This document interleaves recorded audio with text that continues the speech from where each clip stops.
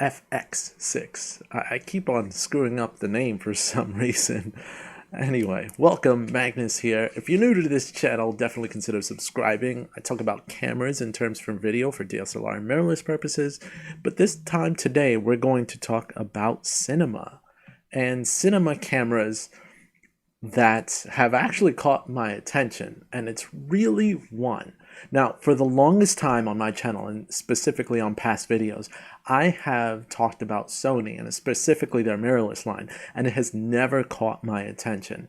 Sony's mirrorless camp has been really a disappointment for me because they've had a low bit rate. They only did 8-bit 420 color, and they just weren't attention grabbing. Like their 4K was limited to 30 frames per second for the longest time, when you had cameras like the GH5 from Panasonic doing 4K 60, though a smaller sensor, was still pushing the boundaries. And then Sony was just kind of sticking to their wheels with a 4K 30, 8-bit 420, and it just really didn't entertain me. The colors science was really easy to work with. The earlier versions of their cameras would overheat, no flip screen, blah. And then finally the A7S III was launched, and the A7S III was a camera that offered so much to the filmmaking community, and that was just after the R5 was announced, and the Sony A7S III was announced couple days or maybe the day before that this was released, so that people could cancel their orders and order an A7S III instead of an R5. So Canon, trying to strike back, was like, okay, you know what, we're going to play this game of cat and mouse, see who gets each other first.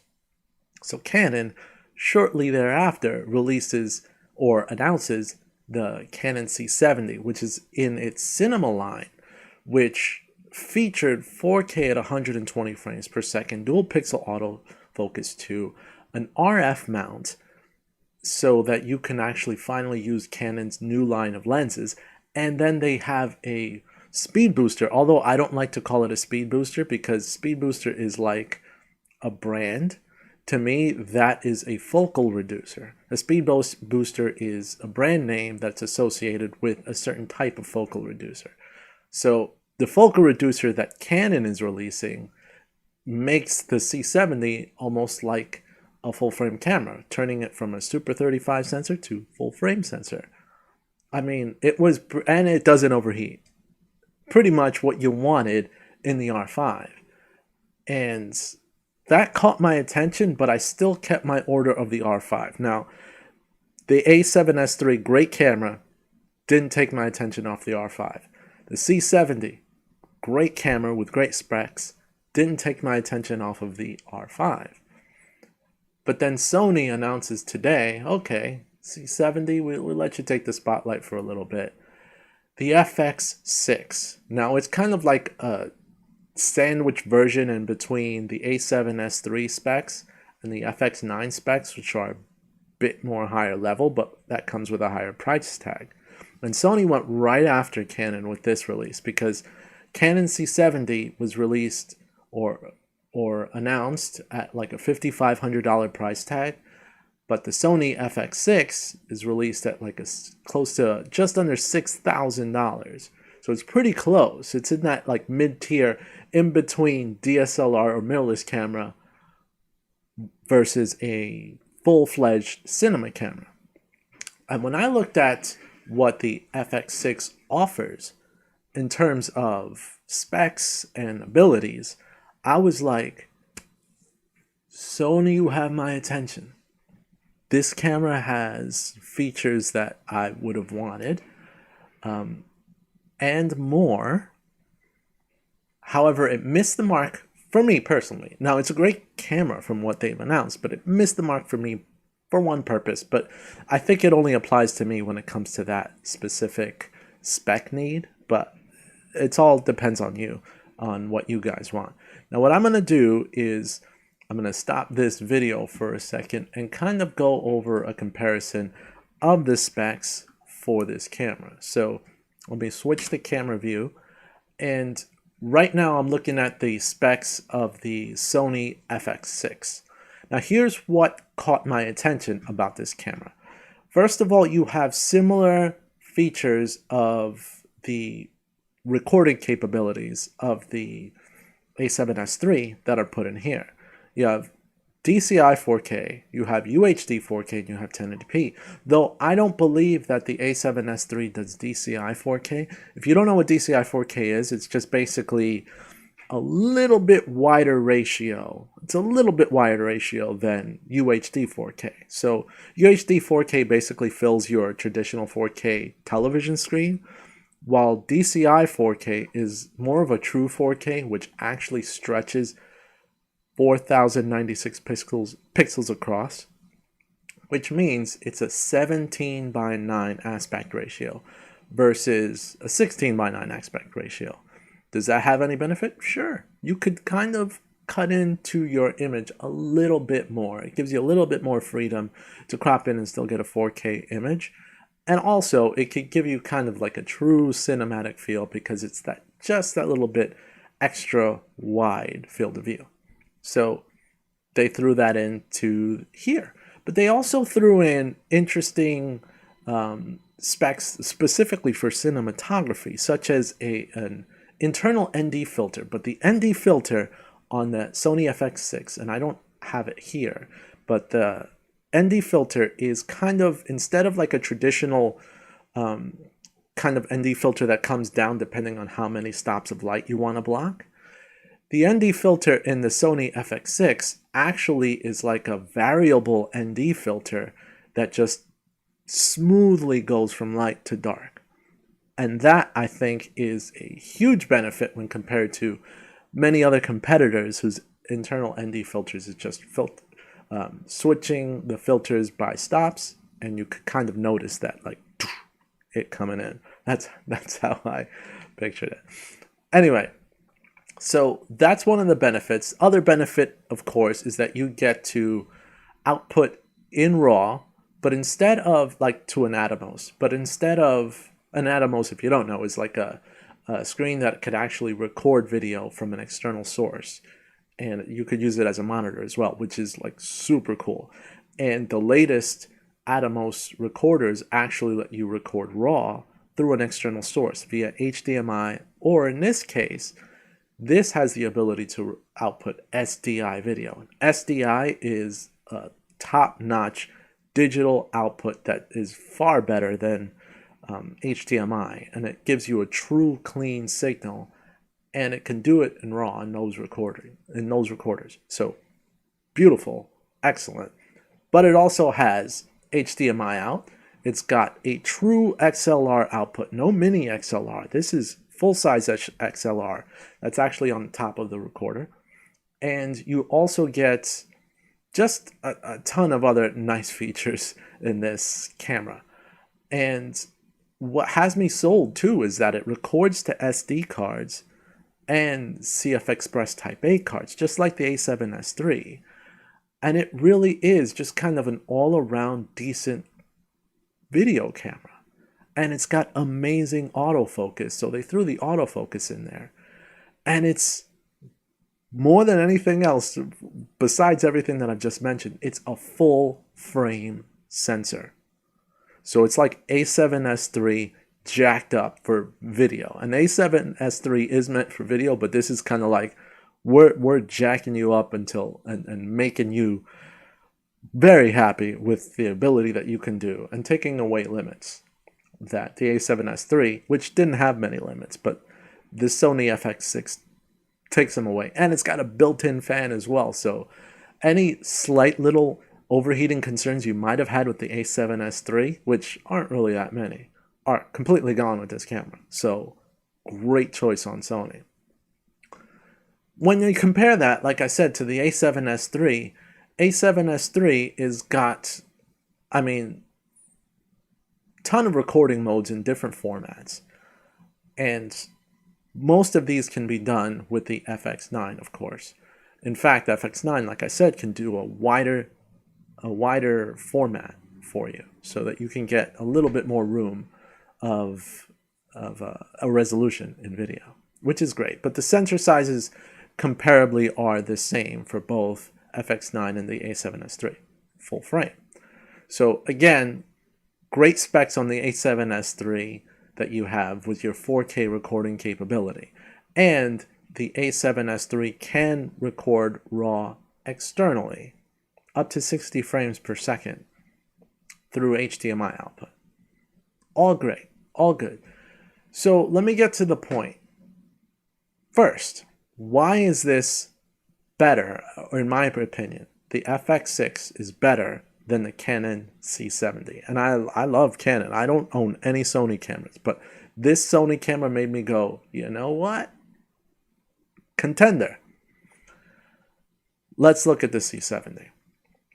C70, I mean, the recording modes, when you compare the recording modes between the Sony FX9, right? 10-bit, 8-bit, 10-bit, and then the C70, it's like, what is going on here? And this is because Canon internally has all of these different recording formats in 422 10-bit and then 422 8-bit. Like the Canon can do up to 180 frames per second, 2048 by 1080p, which is pretty good at 180 frames per second. The Sony can go up to 240 frames per second in 1080. But its recording modes are limited to just 422 10-bit and 420 8-bit in these different recording formats. So it's slightly less, whereas the Canon is like, have all of these, good luck. And it's got, just like the Sony, the wider format. But don't let all of these recording bit rates and everything fool you. It's still relatively the same types of frame rates and resolution offered in both modes. However, I will tell you that the Sony does 240 frames per second in 1080, which is nice. Now, all of these cameras, we've just seen the A7S III with amazing features. We've seen the FX6 with amazing features. And yes, I'm going through the specs pretty darn quickly. And you can find all of these specs on bnh.com. And the C70, all these specs, different recording functions, great menu system, awesome. But the C70 also only does HDMI output. And that is pretty sad because I would like the SDI output. And it's only got mini XLR connections, not a full-fledged XLR connection, which is pretty sad. So these three cameras, let's say money was no object, because obviously money is an object, and that's very important, but money was no object. These three lose, for me personally, because of the lack of internal RAW recording. Now, internal RAW recording is extremely important to me. Internal RAW recording is something that if I'm going to buy a cinema camera or a camera that I'm going to record a planned shoot, I want the ability to have the full functionality of what the sensor is capable of, including color correction, which getting 12-bit color, or I guess even 14-bit color if it could pull it off, is more important than just 10-bit 422, where you can adjust the white balance or exposure. So adjusting those options in post allow me to be creative when really truly making a picture cinematic. And extra dynamic range helps, of course, as well. But I really do like the ability to record RAW. Yes, the FX6 and the A7S III allow you to record RAW, but only externally. The Canon C70, EOS C70, a cinema camera, does not let you record RAW internally. It just doesn't. Nor does it let you record RAW externally. I don't see it in the specs. However, the R5, out of the box, this camera, even though, yes, it's got all these overheating, like, controversies, right? The R5, out of the box, lets you record RAW internally through only the CF Express Type B cards, which are these bigger, thicker cards, right? And they take up a lot of memory. I mean, they're huge. The RAW files are huge. However, it lets you do that. And the fact that it lets me do that in a production setting where I actually need those production settings and the capability of recording that extra bit of information from the sensor so that I can tweak and post is vital. And the R5 allows me to do that and record 4K 120 and record soon, hopefully with a firmware update, 1080p at 120 frames per second as well. And I got it. I don't worry too much about overheating because that's really a time limit based function on the camera. And when I'm actually planning a film shoot or whatever, I can plan around that. It hampers it, but at least I have it. Whereas these other settings, I have to buy additional equipment, attach it on, and then that's more points of failure that you can possibly have. What if something goes wrong with your recorder and it's done, or your camera? One or the other. More points of failure is more points of risk. Whereas this, just on one body, I can record. And that's what actually keeps me away from it. When it comes to cinema cameras, the one cinema camera that I trusted long time ago I purchased, and if you're not new to my channel, you definitely know, is a Blackmagic Pocket Cinema Camera 4K. This cinema camera has a lot of limitations. Yes, it does 4K, but it's got a lot of limitations from the 4/3 side sensor, which I have a focal reducer, speed booster brand focal reducer, Metabones, and the fact that it has no continuous autofocus, the fact that battery life is abysmal. So many limitations. But let me tell you, from an image perspective and from a purpose perspective, there is no better camera that I've used than the Blackmagic. And that's why I wanted to push the R5 to see what I can get out from that off the RAW files. And I can still say Blackmagic still does a great job when compared to the R5. The R5's advantage is the higher resolution. But I'm able to use it with its limitations, with its battery life limitations, with its autofocus limitations. And that's what I believe a cinema camera should have. And to not include RAW recording on a cinema camera is a mistake, in my opinion. But then you wonder, well, what about the file sizes, right? The Canon RAW file sizes are practically unusable. Well, the Canon file size, and I'll switch angles back to what I had it. The Canon file sizes are massive, like massive. A terabyte card will get you less than an hour's worth of footage. But so was the Blackmagic. Blackmagic, when it used Cinema DNG RAW for its video, was huge. You couldn't even record uncompressed RAW without attaching a external SSD hard drive. And even that, you couldn't really push it to 60 frames per second because it was nuts. It was just too much. But eventually they came up with a firmware to do Blackmagic RAW, and that Blackmagic RAW video is now buttery smooth to edit. And then the fact that it can record RAW internally is a huge advantage when you're a cinema recorder. R5 is rumored to be coming out with a more compressed RAW to use for editing. Huge advantage, major advantage when compared to, using the C70, FX6, or A7SIII, which either don't record RAW at all or only record RAW externally. But that's my personal desire.